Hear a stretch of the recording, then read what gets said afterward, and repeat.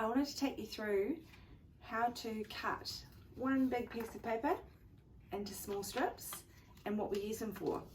So as you can see, it's quite long. So what I've done originally is cut it in half, and then we've broken it down into little long strips or little squares. That's going to help you when you're dealing with fringes or temples or areas of the head that are quite short, to help get closer to the roots, or when you've only got a tiny little bit of regrowth and you want a sandwich. So let me take you through how we're going to do that. You know, these areas, especially around the hairline, are quite hard to get to, especially if you're dealing with short hair with tiny little fringes or tiny, you know, soft layering around the hairline. So this is why these types of pieces of paper are awesome to get close enough to the roots, but also not kind of intrude the client's face as well. Because when a piece of paper is quite big, you know, we can fold it up, which helps to keep it out of the way, but it's also quite wide and quite bulky. And so it's the same with any type of foil that's long or wide. So by cutting them into little squares or little strips, depending on how much hair you're working with or the section of hair, yeah, just makes it a lot easier. So let me show you. This is really just for demonstration. So you can grab your piece of paper, your little square, with your finger and thumb. I love to sandwich when I'm dealing with smaller pieces of the head. So grab your piece of paper, pop it under, and just let it lie there. You know, if you want to kind of wiggle it back up, you can, or if you're doing off base, no problem. But all in all, lift that section quite high, lay your hair over the top, and then paint on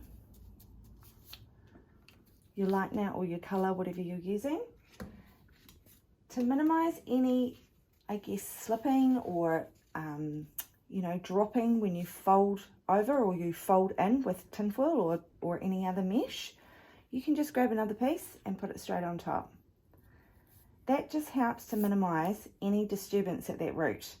Obviously we're working on a wee dolly, so it's, you know, their hairlines aren't always as nice as our humans are. But yeah, that's just a really cool way of being able to use smaller strips of paper to get into those areas that are often fiddly. So again, let me show you. Again, whether you weave or slice, elevate that section really high, grab your piece of paper, finger and thumb, lever it down, grab your colour and paint another wee piece and pop it over the top.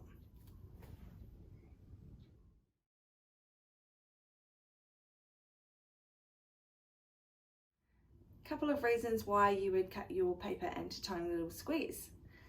Number one, it's faster. You kind of like can just sandwich and get a whole lot of foils in really, really quickly.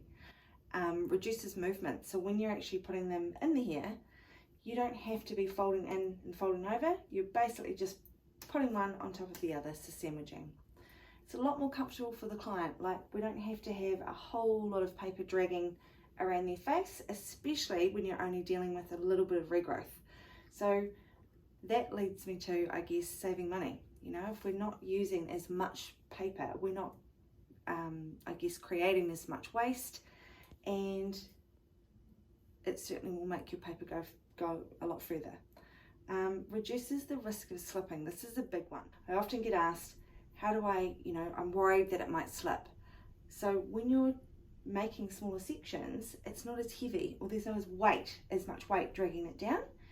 So that's just, you know, another reason why I prefer to have them cut into smaller pieces. Doesn't even have to be those small bits. These are the bits that are great for likes of your fringes or your temples, or around your nape where the hair's tiny or really short.